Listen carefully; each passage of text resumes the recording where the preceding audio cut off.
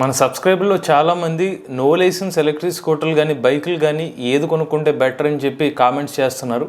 So no licence electric బండ్లు తీసుకోవడేటప్పుడు మీరు తీసుకోవాల్సిన జాగ్రత్తలు ఏంటి, ఎటువంటి స్టెప్స్ని ఫాలో చేస్తే మీరు మంచి నో లైసెన్స్ ఎలక్ట్రిక్ బండి తీసుకోగలుగుతారు, ఈ వీడియోలో మీకు చెప్పబోతున్నాను. నమస్తే, నేను మీ కృష్ణ చైతన్య మండేలా, మీరు చూస్తున్నారు ఎంవీఎస్ ఆటో తెలుగు. మొదటిగా ఎలక్ట్రిక్ వెహికల్ సంబంధించిన రివ్యూస్ చూద్దాం అనుకున్నట్లయితే, అంటే కస్టమర్ రివ్యూస్ కానీ లేటెస్ట్ రివ్యూస్ వంటి ఏమైనా చూద్దాం అనుకున్నట్లయితే మన ఈవీ కుర్రాడు రివ్యూస్ ఛానల్ సబ్స్క్రైబ్ చేసుకోండి. ఈ ఛానల్లో ఓన్లీ రివ్యూస్ అనేవి మనం అప్లోడ్ చేస్తాం. మనకి ఎంవీఎస్ ఆటో తెలుగు ఛానల్లో ఆటోమొబైల్ వీడియోస్తో పాటు ఎలక్ట్రిక్ వెహికల్ కంటెంట్ వస్తుంది. కేవలం ఎలక్ట్రిక్ వెహికల్ రివ్యూస్, కొత్తగా వచ్చిన చేతక్ కానీ టీవీఎస్ ఐక్యూబ్ కొత్త వేరియంట్స్ రివ్యూస్ అనేవి, ఈవెన్ రాబోయే సింపుల్ ఎనర్జీ సంబంధించిన రివ్యూస్ అనేవి మనం ఈవీ కుర్రాడు రివ్యూస్ ఛానల్లో అనేది అప్లోడ్ చేస్తాం. ఆ ఛానల్ సబ్స్క్రైబ్ చేసుకోండి. ఇంకా మెయిన్ టాపిక్ చూసుకున్నట్లయితే నో లైసెన్స్ వెహికల్స్ గురించి. గత సంవత్సర కాలంగా చూసుకున్నట్లయితే మన ఎలక్ట్రిక్ వెహికల్ ఇండస్ట్రీ చాలామంది డీలర్షిప్స్ కానీ లేకపోతే షోరూమ్స్ అనేవి మూసేయడం జరిగింది. ప్రధానంగా ఈ రిజిస్ట్రేషన్ మోడల్స్ యొక్క హవా పెరగడంతో చాలా ఎలక్ట్రిక్ వెహికల్ షోరూమ్స్ అనేవి మూతపడ్డాయి. అయితే ఇక్కడ గమనించాల్సిన విషయం ఏంటంటే, ఈవెన్ టాప్ బ్రాండ్స్ కూడా ఈ రోజుకి సరైన సర్వీస్ ఇవ్వడంలో విఫలం అవుతున్నాయి. అలానే నో లైసెన్స్ బండ్లు కానీ చిన్న షోరూమ్లు కానీ వాళ్ళ సర్వీస్లో బెటర్ ఇస్తున్నారు పెద్ద కంపెనీలతో పోల్చుకున్నట్లయితే. సో కొన్ని ఏరియాస్లో పెద్ద కంపెనీలతో కన్నా కూడా చిన్న కంపెనీలు సర్వీస్ ఇవ్వగలుగుతున్నాయి. సో మీకు నో లైసెన్స్ బండి తీసుకుందాం అనుకున్నట్లయితే మొట్టమొదటిగా మీరు పాటించాల్సిన విషయం, అక్కడ లోకల్గా ఎవరైతే పర్సన్ ఉన్నారో వాళ్ళు సర్వీస్ బాగా ఇస్తున్నారా లేదా అనేది మీరు ఎంక్వైరీ చేసుకోవాలండి. నేను నా పర్సనల్ ఎక్స్పీరియన్స్లో చూసింది ఏంటంటే, కొంతమంది వాళ్ళకంటూ ఒక విలువ ఉంటుంది సమాజంలో. వాళ్ళు షోరూమ్ పెడతారు, పెట్టిన తర్వాత ఒక మంచి చేద్దాం అనుకుంటారు, వీళ్ళకి ఈ లోపల కంపెనీ వాళ్ళకి సపోర్ట్ అవ్వదు. బట్ ఎవరైతే వీళ్ళ పేరు కాపాడడం కోసం వాళ్ళ సొంత డబ్బులను పెట్టుకుని మరి కస్టమర్లకి సర్వీస్ ఆఫర్ చేస్తున్నారు కంపెనీతో సంబంధం లేకుండా, అటువంటి డీలర్స్ ఉన్నారు. ఇంకొకటి, మన ఆ రోజు వరకు వ్యాపారం చేసుకునే మైండ్ సెట్ వాళ్ళు ఉన్నారు. బట్ మీరు ఖచ్చితంగా ఎవరైతే కస్టమర్ వైపు ఉంటారో వాళ్ళ వైపు కస్టమర్ వైపు ఆలోచిస్తారో అటువంటి షోరూమ్ వద్ద మీరు బండి కొనుక్కున్నట్లయితే ఖచ్చితంగా మీకు నో లైసెన్స్ బండి అయినా కూడా మంచి సర్వీస్ అనేది దొక్కుతుంది. కేవలం నో లైసెన్స్ అనే బండి కాదు, ఎటువంటి ఎలక్ట్రిక్ బండి అయినా కూడా ఖచ్చితంగా మీరు చూసుకోవాల్సింది అక్కడ సర్వీస్ ఆఫర్ చేస్తున్నారు అనే దాని మీద మీరు ఫస్ట్ పాయింట్ చూసుకోండి. ఇక రెండో విషయం ఏంటంటే, కంపెనీ మీరు అక్కడ షోరూమ్ దగ్గరికి వెళ్ళి బండి కొనేటప్పుడు వాళ్ళు ఒక రేంజ్ చెప్తారు, అక్కడే ఎక్కువ మోసాలు జరుగుతున్నాయి. ఏంటంటే, మొన్న తాజాగా మన సబ్స్క్రైబర్ ఒకళ్ళు కామెంట్ పెట్టారు, బండి కొనేటప్పుడు 160 కిలోమీటర్ రేంజ్ అని చెప్పారు. సో అతను లాంగ్ డిస్టెన్స్ కోసం తీసుకుంటే కొన్న రెండో రోజు నుంచి ఆయనకి 80 కిలోమీటర్లు వస్తుందన్నమాట. షోరూమ్ దగ్గరికి వెళ్తే వాళ్ళు సరిగ్గా స్పందించట్లే. కొనే ముందు వరకు మాత్రం కస్టమర్ వెంట షోరూమ్ వాళ్ళు పడుతున్నారు, కొన్న తర్వాత కస్టమర్లు వాళ్ళ వెనకాల పడాల్సి వస్తుంది. సో మీరు మోసపోకుండా ఉండాలంటే ఖచ్చితంగా మీరు ఆ బ్యాటరీ ప్యాక్కి ఎంత రేంజ్ వస్తుంది అనేది ఖచ్చితంగా మీరు తెలుసుకోవాలి. మీకు చిన్న ఒక ఉదాహరణ చెప్తా, ఒక రఫ్ ఫిగర్ చెప్తాను, దాన్ని ఫాలో అవుతే మీకు కొంతవరకు మీకు ఉపయోగపడుతుంది. కిలోవాట్ అవర్కి ఇప్పుడు బ్యాటరీ ప్యాక్స్ అనేవి కిలోవాట్ అవర్ల లెక్కని చెప్తారు. 1 కిలోవాట్ అవర్, 2 కిలోవాట్ అవర్లు, 2.5 కిలోవాట్ అవర్లు అని. కిలోవాట్ అవర్లకి మ్యాక్సిమం మీకు వచ్చే రేంజ్ 35 కిలోమీటర్ల నుండి 40 కిలోమీటర్ వరకు వస్తుంది. అది కూడా లో స్పీడ్లో వెళ్తూ వస్తుంది అనమాట.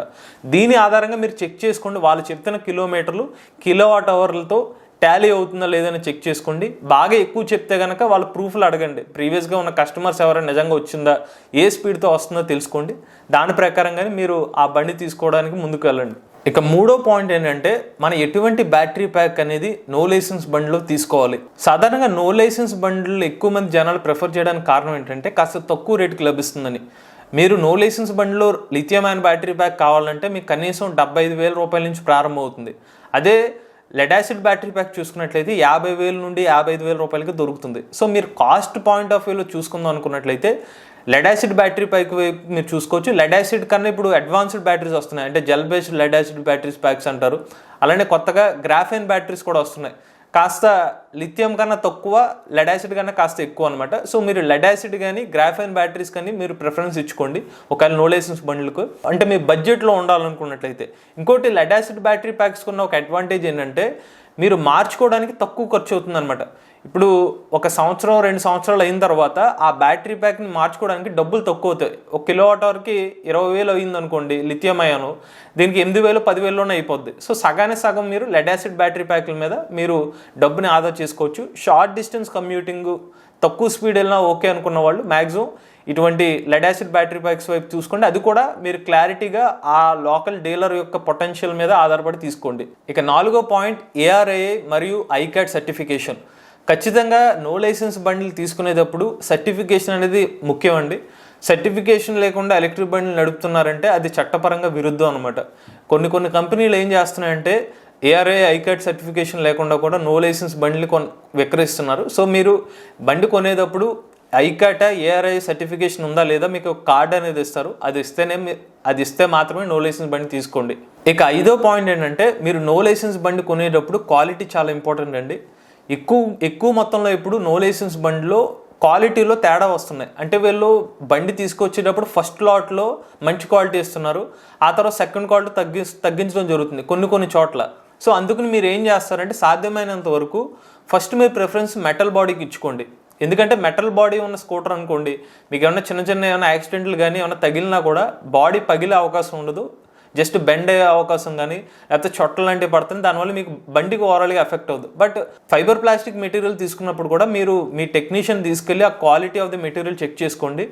మ్యాక్సిమం ఇప్పుడు నో లైసెన్స్ బండ్లు ఎక్కువ వచ్చే ఫైబర్ ప్లాస్టిక్ మెటీరియల్లే. అందులో కూడా మంచి కంపెనీస్ ఉన్నాయి, కాస్త బెటర్ క్వాలిటీ ఇచ్చేవి ఈ రోజుకి మంచి కంపెనీలు ఉన్నాయి. కాబట్టి ఆ కంపెనీ క్వాలిటీ బాగుంటే దాని పాయింట్ ఆఫ్ వ్యూలో తీసుకుంది. లేదు మీరు రిస్క్ ఎందుకు అనుకుంటే కనుక మెటల్ బాడీ తీసుకున్నట్లయితే మీకు ఇంపాక్ట్ అనేది ఏమైనా జరిగినా కూడా ఎటువంటి సమస్యలు ఉండవు. ఇక 6వ పాయింట్ ఏంటంటే battery pack warranty, motor warranty అనేవి ఖచ్చితంగా కనుక్కోండి. లిథియం అయాన్ బ్యాటరీకి కానీ లెడ్ యాసిడ్ బ్యాటరీ ప్యాక్ కానీ కొంతమంది లిథియం అయాన్ బ్యాటరీ ప్యాక్లో 2+1 years అని ఇస్తున్నారు. అంటే 2 సంవత్సరాలకే పూర్తి వ్యారంటీ, 3వ సంవత్సరానికి ఏమన్నా ప్రాబ్లమ్స్ వస్తే వాళ్ళు డబ్బులు ఛార్జ్ చేస్తారు. అది క్లారిటీగా తెలుసుకోండి. లెడ్ యాసిడ్ బ్యాటరీ ప్యాక్స్ కూడా అంతే. లెడ్ యాసిడ్ బ్యాటరీ ప్యాక్స్లో ఎక్కువగా ఇచ్చేది సంవత్సరం పాటే వ్యారంటీ ఇస్తారు. ఆ తర్వాత కొన్ని కంపెనీస్ 1 year సర్వీస్ వ్యారంటీ అంటారు, దానికి కూడా మీకు ఛార్జీలు అనేవి పడతాయి. సో అది క్లారిటీగా కనుక్కోండి. సర్వీస్ వ్యారంటీనా కంప్లీట్ వ్యారంటీగా బ్యాటరీ ప్యాక్ మీద కనుక్కోండి. అలానే అన్లిమిటెడ్ కిలోమీటర్స్ ఏమైనా కిలోమీటర్స్ షరతులు ఏమైనా ఉన్నాయి అవి కూడా కొనుక్కున్న తర్వాతే ప్రొసీడ్ అవ్వండి. ఇక 7వ టిప్ ఏంటంటే సెంట్రల్ గవర్నమెంట్ రూల్స్ ప్రకారం నో లైసెన్స్ బండి అనేది 25 స్పీడ్ కన్నా వెళ్ళకూడదు అన్నమాట, టాప్ స్పీడ్. కానీ ఇప్పుడు మ్యాక్సిమం నో లైసెన్స్ బండ్లు అనే కంపెనీ వాళ్ళు అందరూ కూడా 40 స్పీడ్ వరకు ఇస్తున్నారు. ఇది ఇండస్ట్రీలో జరిగే కామన్ ప్రాక్టీస్గా మారిపోయింది. సో 40 స్పీడ్ వరకు కంపెనీలన్నీ యాక్సెప్ట్ చేస్తున్నాయి. కాబట్టి ఆ లోకల్ పాయింట్ ఆఫ్ వ్యూలో అక్కడ ఉన్న కంపెనీల పాయింట్ ఆఫ్ వ్యూలో వాళ్ళు ఓకే అనుకుంటే మీరు ఒకసారి ఎంక్వైరీ చేసుకునే తీసుకోవాలి. ఎందుకంటే సెంట్రల్ గవర్నమెంట్ రూల్స్ అనేవి ఈ రోజుకి 25 స్పీడే ఇస్తున్నారు. సో అక్కడ కొన్ని చోట్ల స్ట్రిక్ట్ రూల్స్ ఉంటున్నాయి, కొన్ని చోట్ల మామూలు రూల్స్ ఉంటున్నాయి. ఒకవేళ మీరు లోడ్ వేసుకున్నప్పుడు 40 స్పీడ్ కాస్త 25 స్పీడ్ వెళ్ళింది అనుకోండి, అది ఓకే అవ్వచ్చు. ఎందుకంటే మీరు స్పీడ్ తగ్గుతుంది, 25 స్పీడ్ వరకు కంట్రోల్లో ఉంటుంది కాబట్టి. లేదు మరీ హై స్పీడ్లో వెళ్తుంటే మాత్రం కనుక్కోండి. ఎందుకంటే కంపెనీలు ఏంటంటే సేల్ పాయింట్ ఆఫ్ వ్యూలో మరీ 25 స్పీడ్ పెడితే ఎవరు కొనట్లేదు అని చెప్పి 40 వరకు అన్లాక్ చేసి ఇస్తున్నారు. బట్ గవర్నమెంట్ రూల్స్ ప్రకారం అయితే అది కరెక్ట్ కాదు. బట్ ఇండస్ట్రీలో కామన్ ప్రాక్టీస్గా జరుగుతుంది కాబట్టి మీకున్న రిక్వైర్మెంట్ పాయింట్ ఆఫ్ వ్యూలోనే మీరు డెసిషన్ తీసుకోండి. ఇక 8వ టిప్ ఏంటంటే బ్యాటరీ ప్యాక్ యొక్క సర్టిఫికేషన్. ఈ మధ్యకాలంలో ఎక్కువ బ్యాటరీ ప్యాక్ సమస్యలు ఎక్కడ వస్తున్నాయంటే సంవత్సరం 2 సంవత్సరాలకి సమస్యలు వస్తున్నాయి, రేంజ్ తగ్గిపోవడం. ప్రధానంగా లిథియం అయాన్ బ్యాటరీ ప్యాక్స్లో ఎక్కువ సమస్యలు వస్తున్నాయి అనమాట. కారణం ఏంటంటే నాణ్యత లేని బ్యాటరీ ప్యాక్స్ని యూజ్ చేయడం వల్ల ఇటువంటి సమస్యలు ఎదురవుతున్నాయి.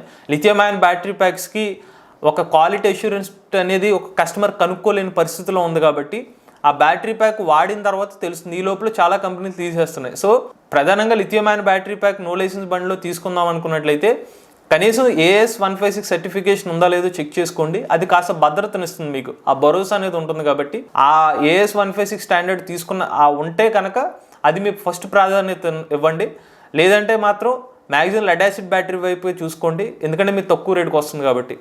ఇక 9వ టిప్ ఏంటంటే నో లైసెన్స్ బండిలో మ్యాక్సిమం డిస్క్ బ్రేక్ ఉన్న వేరియంట్స్ని తీసుకోండి. కారణం ఏంటంటే డ్రమ్ బ్రేక్స్ వేరియంట్స్కి మెయింటెనెన్స్ అనేది ఉంటుంది.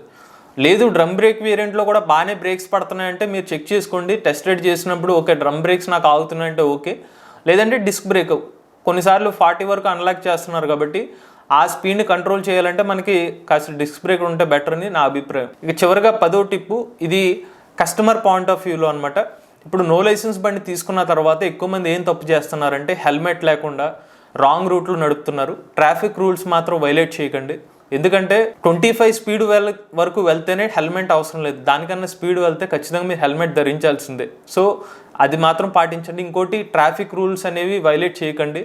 దానివల్ల మీకే కాదు మిగిలిన వాళ్ళకి కూడా ఇబ్బంది అవుతుంది. సో రాంగ్ రూట్లో వెళ్తూ ఉంటారు, ఎందుకంటే నెంబర్ ప్లేట్ ఉండదని చెప్పి ఒక ధైర్యంతో. బట్ అటువంటి మాత్రం చేయకండి. ఈ రూల్స్ తో పాటు ఈ టిప్స్ ని ఫాలో చేస్తే మీరు ఒక మంచి నో లైసెన్స్ బండి అనేది సెలెక్ట్ చేసుకోవచ్చు. మీలో కూడా ఎవరైనా ఎలక్ట్రిక్ వెహికల్ యూస్ చేస్తున్నట్లయితే మీ ఓనర్షిప్ రివ్యూని మాతో షేర్ చేద్దాం అనుకున్నట్లయితే స్క్రీన్ మీద కనిపించే నెంబర్ కి వాట్సాప్ చేయండి, లేదంటే డిస్క్రిప్షన్ లో ఉన్న ఫామ్ ని ఫిల్ చేయండి. ఈ వీడియో కనుక మీకు నచ్చినట్లయితే MVS auto Telugu channel subscribe చేసుకోండి. ఎలక్ట్రిక్ వెహికల్ కంటెంట్ కోసం ఈవీ కొరాడు ఛానల్ సబ్స్క్రైబ్ చేసుకోండి. ఈవీ రివ్యూస్ కోసం ఈవీ కొరాడు రివ్యూస్ ఛానల్ ని, ఆర్టిఫిషియల్ ఇంటెలిజెన్స్ కంటెంట్ కోసం ఏ తెలుగు ఛానల్ సబ్స్క్రైబ్ చేసుకోండి.